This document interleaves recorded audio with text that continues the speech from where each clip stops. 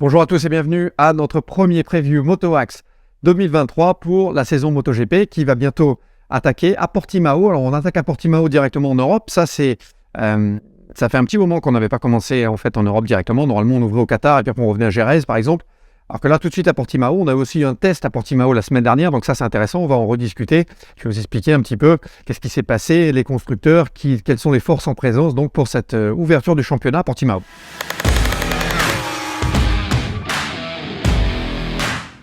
Alors, qu'on craignait, les Ducati qui était la moto à battre l'année dernière, ce qu'on craignait, c'est vraiment une domination cette année. Et malheureusement, au test à Sepang, le premier test donc 2023, et à Portimao, les Ducati ont vraiment brillé. Très très rapide sur le tour qualif, très rapide, extrêmement rapide sur les rythmes de course, donc la course sprint et la course longue du dimanche. Donc voilà, les Ducati qui ont été difficiles à battre. 7 Ducati dans les 8 premiers à Portimao sur le dernier test. La seule Ducati qui n'était pas dans le top 10, c'était Fabio Di Giannantonio qui lui n'a pas pu rouler parce qu'il a eu un traumatisme crânien en fait suite à une chute à Portimao sur la première journée. Donc voilà, la Ducati qui domine et le meilleur du Ducati, l'homme qui domine, l'homme fort, l'homme favori pour cette année, c'est Pecco Bagnaia qui portera le numéro 1 bien sûr fraîchement titré de la saison 2022. Pecco qui a vraiment excellé, qui est hyper rapide, hyper en confiance, on le voit, il est relaxé. Il a fait des simulations de course aussi extrêmement rapides. Donc voilà, Pecco qui va être très difficile à battre sur cette machine, cette Ducati, qui est la moto la plus homogène, qui fonctionne de partout. On a vu Alex Marquez qui lui passe de chez Honda à Ducati, donc dans le team privé, le team Gresini. Il se promène dans le paddock avec une banane incroyable, il se fait plaisir sur cette machine. Donc voilà, la Ducati 2023 qui va être très très difficile à battre.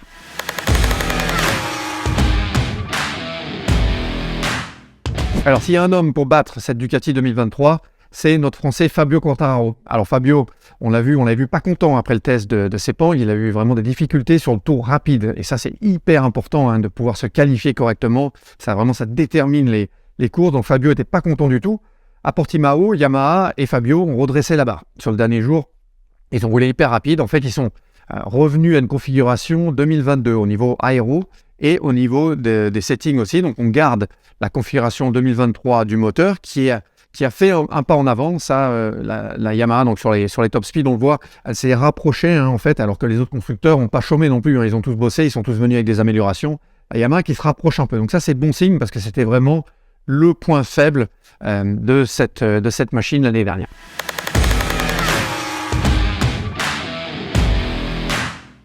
Alors, notre Français qui est en forme aussi, deuxième du test de Portimao, c'est notre Johann Zarco. Johann Zarco, je pense que cette année, pour moi, il va briller. Je pense qu'il a vraiment toutes les cartes en main là, cette année. Il a une Ducati donc 2023 cette année, la même que Pecco Bagnaia, une Ducati qui semble vraiment en bout de développement, c'est une Ducati qui fonctionne avec tout le monde sur tous les circuits. Donc voilà, je pense que Johann, il est aussi dans une phase intéressante là, au niveau motivation. Il y a beaucoup de choses qui peuvent s'assembler. Donc voilà, j'attends une belle saison et une belle ouverture de championnat aussi pour notre Français Johann Zarco.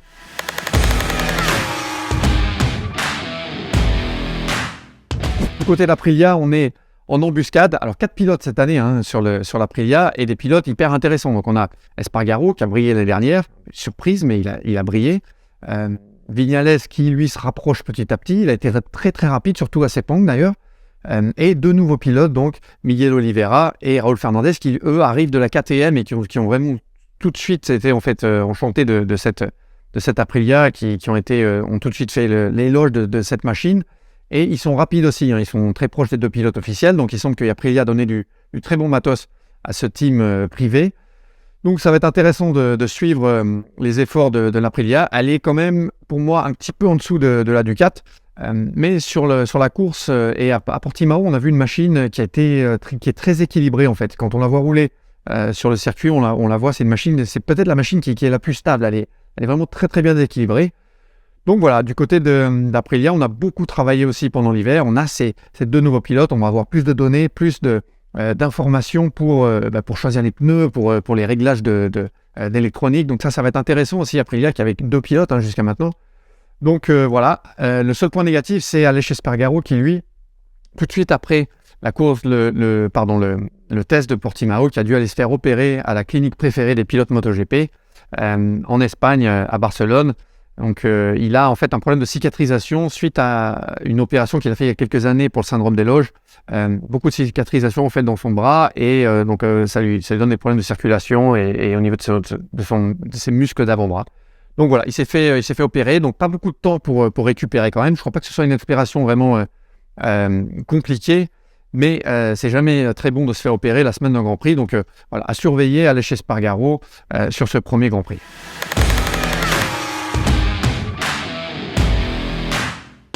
Du côté de KTM et de Honda, on est dans des schémas un peu différents, mais les deux sont en difficulté. Chez KTM, il y a Brad Binder qui a sauvé un petit peu les meubles, qui a fait un bon chrono à Portimao sur le dernier test.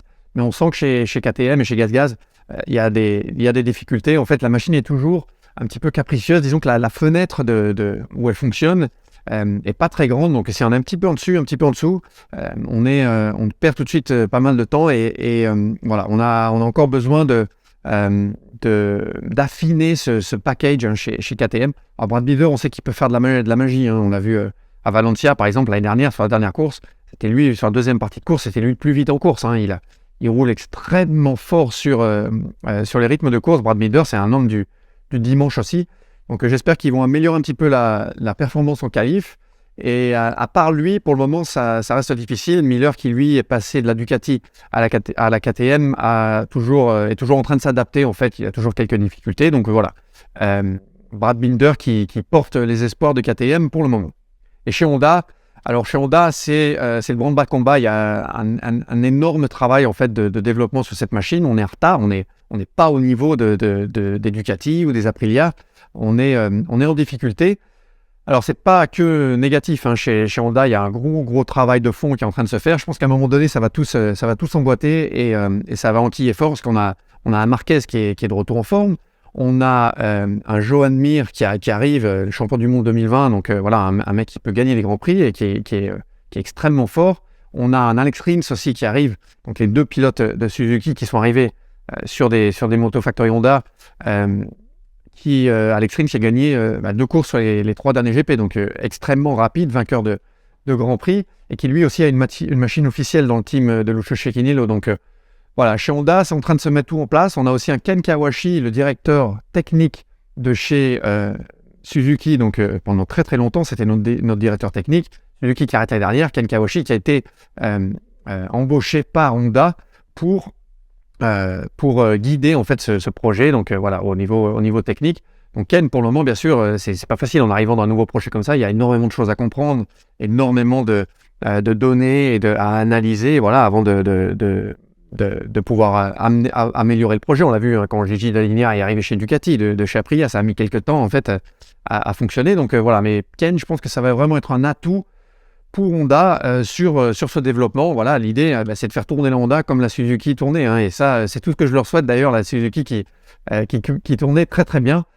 Donc voilà, chez Honda, disons qu'il y a un gros travail qui est en train de se faire. On les a vus bosser sur l'aéro. On sait qu'il y a eu pas mal de châssis qui sont arrivés, des tests châssis. Donc à Sepang, à Portimao, il y a un nouveau châssis dont on a entendu parler qui serait fait par Kalex. Donc on avait vu un bras oscillant l'année dernière Kalex qui est arrivé sur la Honda. Là, apparemment, on a un châssis complet qui devrait arriver tout de suite après la course de Jerez, donc en cours de saison. Donc ça, c'est intéressant aussi. Donc chez Honda, ça bosse, ça cherche, ça travaille très fort donc, pour combler les gaps.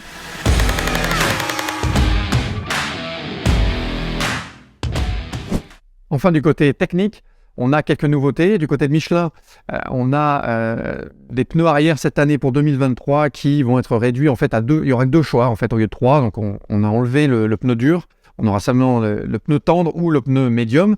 Et on travaille aussi chez Michelin sur un pneu avant nouveau. Les pneus avant en fait qui sont vraiment mis à rude épreuve en fait avec les MotoGP, avec les systèmes d'abaissement de l'arrière.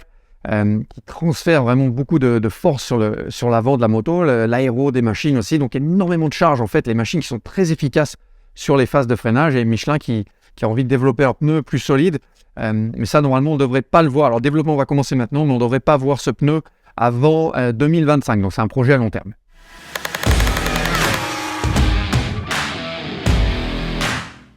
Enfin côté technique, Une dernière nouveauté avec Magneti Marelli qui amène cette année, pour 2023, un nouveau boîtier ECU. Donc ECU, c'est Electronic Control Unit, donc le boîtier électronique qui est uniforme pour toutes les machines MotoGP. Ça fait partie du règlement. Mais on va avoir un boîtier nouveau qui arrive cette année et qui ne sera pas sur toutes les machines. Alors les constructeurs ont décidé qu'ils utiliseraient le nouveau boîtier sur les machines officielles et que les machines privées continueraient avec le boîtier précédent. Donc c'est un boîtier qui existe, qui est le même depuis une dizaine d'années. Ça, par contre, on va voir si ça va avoir un effet. Parce qu'il y a eu par exemple des communiqués de presse un petit peu différents. Du côté MotoGP, on a dit non, les boîtiers, c'est les mêmes. Le nouveau boîtier, en fait, il n'y a pas d'avantage, c'est le même, c'est juste une nouveauté, en fait, un redesign, en fait. Alors que chez Magneti Marelli, on a fait un communiqué de presse qui dit que le boîtier est 4 fois plus performant en termes de calcul et qu'il est 10 fois plus performant sur le traitement des données. Donc, une opinion un peu différente sur les deux communiqués de presse. Et des constructeurs qui ont donné comme raison, en fait, qui ne peuvent pas le donner aux teams privés parce que les faisceaux, en fait, sont pas prêts et il y aurait aussi des coûts assez importants pour les teams privés, des coûts supplémentaires. Donc voilà, ils ne voulaient pas le passer comme ça. Alors, est-ce que c'est une raison ou est-ce que c'est une excuse ? On verra ça bientôt, s'il y a une grosse différence, ou une différence en tout cas qui se creuse entre les machines officielles et les machines privées.